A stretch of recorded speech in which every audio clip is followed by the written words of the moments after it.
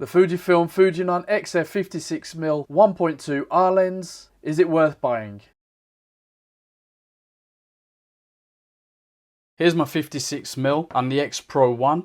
Obviously the X Pro bodies are chunkier, fatter than the XT bodies, so I thought I'd show you it on there first of all. But let's pop it off, even though it does get used on there a lot by me, and many of the sample images you'll see were taken on that body. 56mm 1.2. It's an R lens, so you've got all your stops there, right up to 16, and your automatic. This lens is configured with 11 elements in 8 groups, 1 aspherical and 2 extra low dispersion elements. In 35mm format equivalent, this 56mm lens would be 85mm. As an angle of view of 28.5 degrees. Remember, your maximum aperture 1.2 right to 16. And as you can tell, aperture control, absolutely no problem at all there. You can hear the clicks, so video users, you're probably not looking at this for video use anyway, but you got your clicks there if that's a problem to you. 7 blades, rounded diaphragm opening. Check out the sample images to see what that does to the images. The steps are in third EVs, 23 steps in total. Focus range, normal mode 0.7 meters to infinity. Macro 0.7 to 3 meters. Maximum magnification of 0.09 times. So you're looking at a lens that's 73.2mm by 69.7mm. That's taken into account the distance from camera lens mount flange. There you see it without the cap on. Super EBC XF 56mm 112R, and worthy of note, a filter thread size of 62. Finally, the lens only weighs 404 grams, so goes right along with the mirrorless ethos. Let's crack on with the test and get some samples up.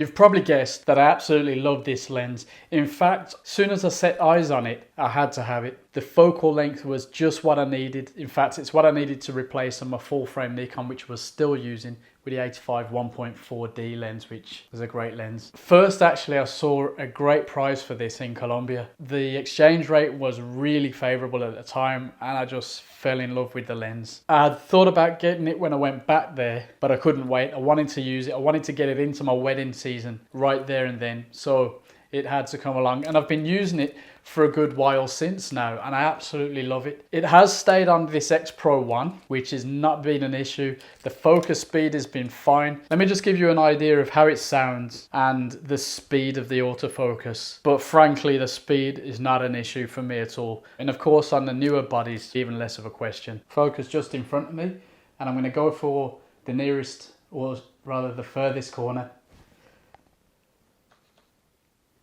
Did you hear that? I'll put it closer to the mic.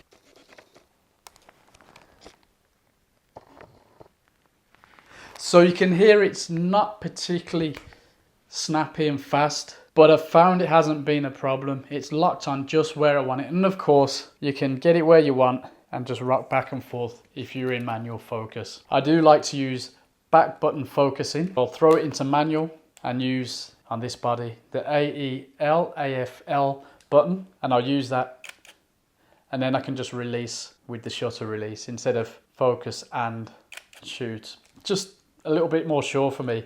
Now, it's not to do with the lens really, but the back button for the X Pro, not really where I'd want it, but it's one of them. It's a minor thing really. Moving over from the D600, it was a bit better position for me, but little things like that you can forgive. I find that the images, even at 1.2, are really nice creamy bokeh, pleasing, not distracting.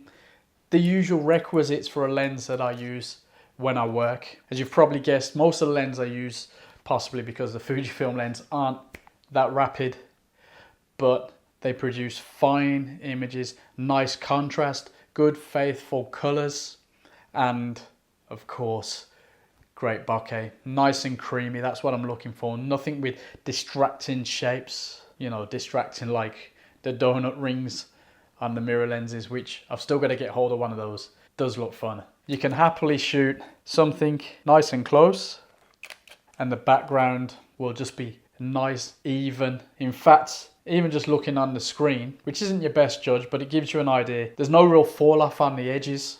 Now, because I'm shooting wide open mainly, the edges aren't a big deal to me as long as they're nice and tidy and the bokeh looks after that. Because if you're getting a 1.2 lens, you want to know that that's good, and this is a no-brainer. Again, a lot of my lens reviews for the gear that I work with are no-brainers because, of course, I'm not going to use trash. The lens actually feels good in your hand, especially on a bigger body like this. Because of the build quality, nice metallic lens, it feels good in the hand as well. Simply, it's worth getting. It's not dirt cheap like some of the others. I haven't used the 60, I haven't used the 90 yet, but I wanted that faithful 85mm portrait length, and this did that for me. So it's a thumbs up from me. So should you get this Fujifilm Fujinon XF 56mm 1.2 R lens? Well, no, because this one is mine. Get your own. Thanks for watching the video. Thanks for listening to me waffle on. By the way, if you enjoyed this video, give it a thumbs up. If you didn't enjoy it, I suppose you're going to give it a thumbs down. But don't knock the hustle. We got to try.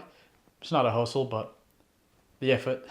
Leave a comment below if you've got any thoughts on this lens or any other recommendations or anything else that you want to see. We've got a camera goodie giveaway coming up soon. Thanks for watching.